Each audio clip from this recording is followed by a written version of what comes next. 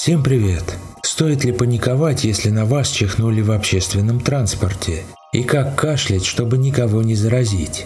Ставьте лайк под видео и оставляйте комментарии, так вы помогаете развитию канала.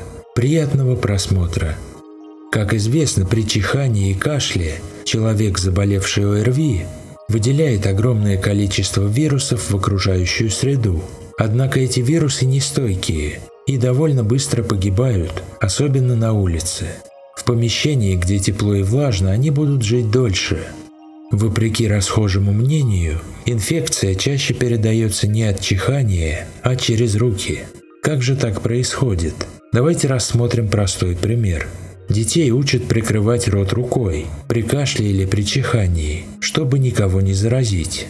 Но что происходит потом? Ребенок этими руками берет игрушки или посуду. Следом их может взять другой ребенок, а потом он, как и все дети, отправит руки в рот.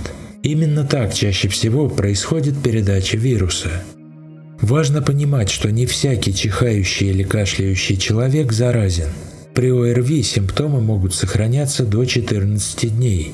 Максимальное количество вируса выделяется в первые дни болезни. Итак, как же чихать и кашлять правильно?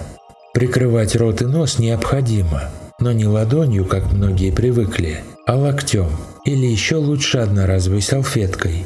Так вы предотвратите передачу инфекции другим людям через поручни метро, телефонные трубки, посуду и другие поверхности.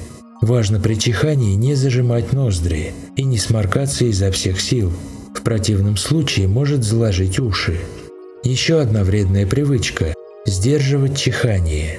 Это безусловный рефлекс, который направлен на очищение полости носа. Что делать, если на вас чихнули в транспорте?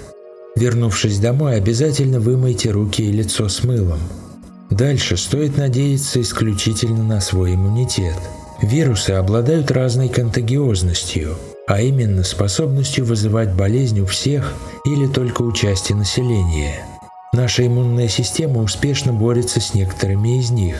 Заботиться о ней лучше заранее, а не когда на вас уже кто-то чихнул. Здоровое питание, регулярные физические нагрузки и полноценный сон играют главную роль в укреплении иммунитета. Надеюсь, это видео оказалось для вас полезным. Ставьте лайк и обязательно подписывайтесь на канал. До встречи в следующем ролике.